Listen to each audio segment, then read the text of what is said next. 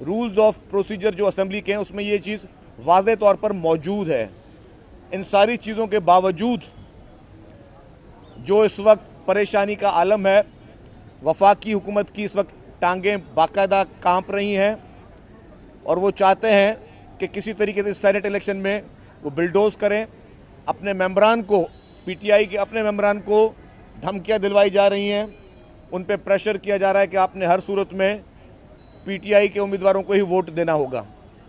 और जिस तरह के कैंडिडेट्स चुने गए हैं, सिर्फ़ और सिर्फ तरजीही एटीएम मशीन्स को दी गई है।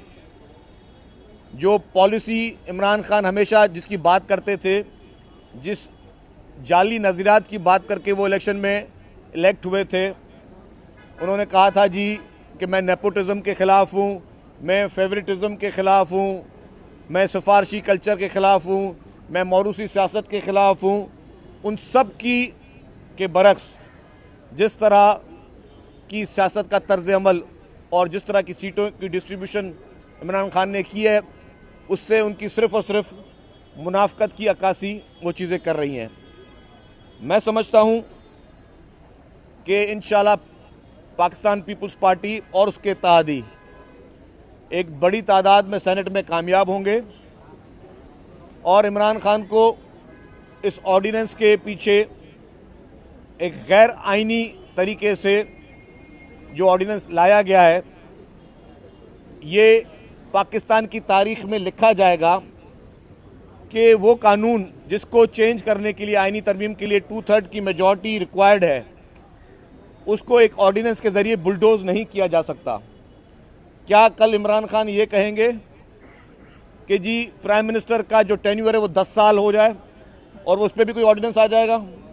क्या ऑर्डिनेंस के ज़रिए इस तरह की आमराना सोच की अक्कासी जो इमरान खान ने की हुई है, उसमें अपनी मनपसंद तब्दीलियाँ वो लाते रहेंगे? पाकिस्तान का आइन एक क्लियरिटी के साथ मौजूद है। अगर आपको पता है कि आपके पास 2/3 मेजॉरिटी नहीं है, आप इस तरह की कोई भी तरमीम ऑर्डिनेंस के ज़रिए नहीं कर सकते। इस वक्त वफाकी हुकूमत एक ऑर्डिनेंस फैक्ट्री बनी हुई है। इस वक्त हर चीज़ पे ऑर्डिनेंस आ रहे हैं और यही एक आमराना सोच की अक्कासी है जो कि इस वक्त जमहूरियत का लिबास पहनकर इमरान खान कर रहे हैं। इस हुकूमत को मैं समझता हूँ कि घर जाने का वक्त बहुत करीब आ चुका है और अनकरीब अवाम छुटकारा हासिल करेंगे। जो इस वक्त महंगाई की पोजीशन है, जो इस वक्त बेरोज़गारी की पोजीशन है, कल भी एक बड़ा वाक़या हुआ है। पीआईए के मुलाजमीन जिनको 2 माह तनख्वाह नहीं मिल रही थी, एक पीआईए के मुलाजमीन कल दिल के दौरे से उसका इंतकाल हुआ है और उस बेचारे ने अपीलें की हुई थी कि जो हमें तनख्वाह दी जाए।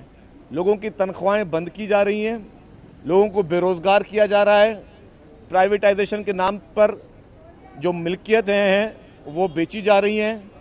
इस वक्त मैं समझता हूँ कि पाकिस्तान के 72 साल हिस्ट्री में सबसे बदतरीन दौर जो है वो इमरान खान का मौजूद है और मैं अगर मवाद ना करूँ तो परवेज़ मुशर्रफ के दौर से भी ज़्यादा अगर आमराना दौर रहा है तो इमरान खान का टेन्योर रहा है। उसकी जो सोच की अक्कासी है, उसकी जो आमराना पॉलिसी हैं, उसने इस वक्त पूरे मुल्क को मफलूज बनाया हुआ है और उसके ख़िलाफ़ पीडीएम इंशाल्लाह ताला सेनेट इलेक्शन के बाद जो लॉन्ग मार्च करेगी, उसमें भी आप देखेंगे कि ये लॉन्ग मार्च इमरान खान से छुटकारे के लिए साबित होगा।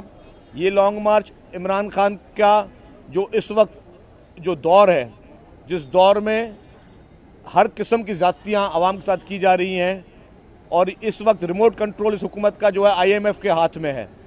आईएमएफ के कहने पर पूरी हुकूमत चल रही है। आईएमएफ के कहने पर इस वक्त जो है मुल्क की पॉलिसियाँ बनाई जा रही हैं। आईएमएफ के कहने पर मुल्क के लोगों के साथ जो इस वक्त जुल्म किया जा रहा है, महंगाई के तूफान दिए जा रहे हैं, रोज़ाना पेट्रोल की कीमतें, बिजली की कीमतें, गैस की कीमतें ये बढ़ाई जा रही हैं।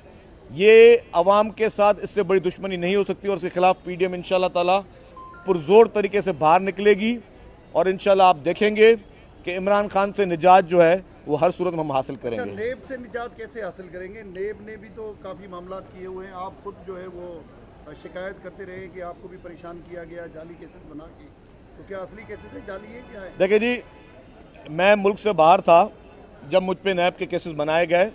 मैं अपने उस मुल्क में वापस आया, रेफरेंस के बावजूद मुझे पता था कि रेफरेंस है। मैं इस मुल्क में वापस आया। मैं एब्सकॉन्डर बनने के बजाय मैंने कहा कि मैं अपने मुल्क में जाऊं, उन केसेस को फेस करूं। नैब से अपोजिशन को इतना खौफ नहीं है जितना नैब से इमरान खान को खौफ है, और इस चीज़ को मैं साबित कर सकता हूं अपने सिर्फ एक आर्ग्यूमेंट में कि सुप्रीम कोर्ट में जो पिटीशन डाली गई खैबर पख्तूनख्वा हुकूमत की जानिब से, मैं तो ये चाहता हूं कि ये सवाल पाकिस्तान का हर सहाफ़ी हर हुकूमती प्रेस कॉन्फ्रेंस में वफाकी वज़रा से करे। जो हमारे एंकर हजरात जो इंटरव्यूज़ करते हैं इमरान खान के, उससे वो सवाल पूछें कि आप तो पूरे दिन आप जो है आपके वफाकी वज़रा पूरी अपोजिशन को चोर डाकू के लक़ब देते रहते हैं कि क्योंकि आपके अपोजिशन के ऊपर नैब के केसेस हैं। आपने खुद क्यों, आपकी खैबर पख्तूनख्वा हुकूमत ने स्टे ऑर्डर लिया हुआ है कि BRT पे कोई इंक्वायरी ना हो, और सुप्रीम कोर्ट में उस स्टे ऑर्डर में असल में कोई भी जो पिटीशन होती है उसमें जब आप कोई रिलीफ मांगते हो तो अदालत आपको रिलीफ देती है। अगर कोई भी अदालत में आप किसी किस्म की पिटीशन डालते हो, कोई इस्तदा डालते हो, तो आप अपील करते हो कि जी हमें ये रिलीफ चाहिए। उन्होंने पहला रिलीफ क्या मांगा KPK गवर्नमेंट ने, जो कि पेशावर हाई कोर्ट का स्टैंडिंग ऑर्डर था कि हमारे पेशावर BRT केस में नैब इंक्वायरी ना करे। उस पर उनको रिलीफ मिल गया कि जी नैब इंक्वायरी नहीं करेगी। और फिर दूसरा रिलीफ क्या मांगा, जो FIA भी इंक्वायरी कर रहा है उसको भी डिले किया जाए। तो अगर इमरान खान इतना ही शरीफ है, अगर उसकी KPK की गवर्नमेंट PTI की इतनी ही शरीफ है, ईमानदार हैं, तो उन्होंने स्टे क्यों लिया हुआ है? वो क्यों मना कर रहे हैं हमारे वफाकी इदारों को, हमारी नैब है, हमारी FIA है, कि जी वो उनको इन्वेस्टिगेट करें, इनको इंक्वायरी करे।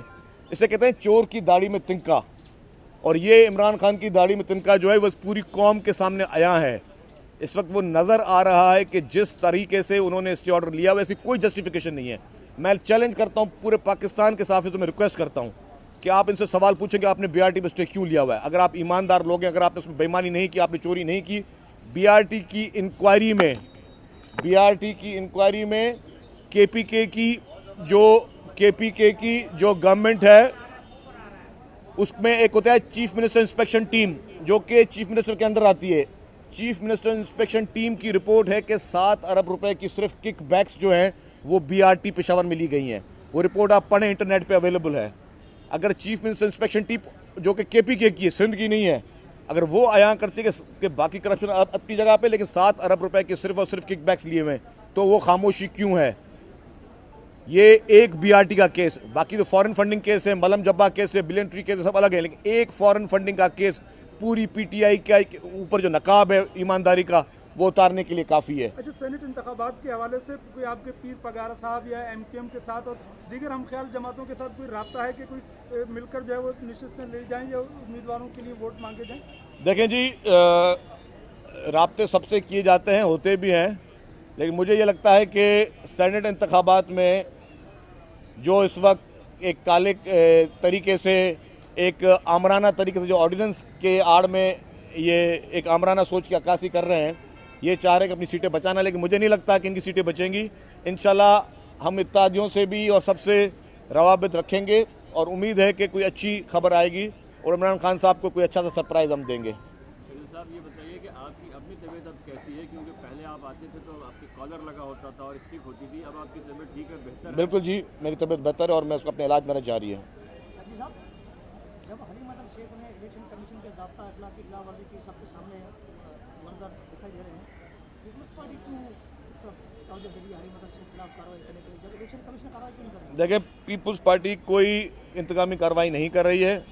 कल आपने जो देखा, जिस तरह हथियारों की खुलेआम नुमाइश थी और कौन कौन से वेपन्स थे, वो तो पुलिस ने अभी तक रिकवर नहीं किए वेपन्स, जिनकी तस्वीरें मौजूद हैं। G3 राइफल्स, AK-47 और ऑटोमेटिक वेपन्स का खुलेआम इलेक्शन, जहाँ पे इलेक्शन होता है वहाँ पे तो और कोई MP-MNA नहीं जा सकता। हमारे पार्टी के MP-MNA तो अंदर वहाँ पे वर्किंग के लिए नहीं जा सकते। ये एक ऑपोजिशन का MP और इतना सरेआम हथियार, और वो हथियार लाइसेंस थे या नहीं थे कुछ पता नहीं है, क्योंकि पुलिस ने तो सिर्फ मेरे ख्याल से 3 वेपन रिकवर किए और 4 लोगों को अरेस्ट किया था।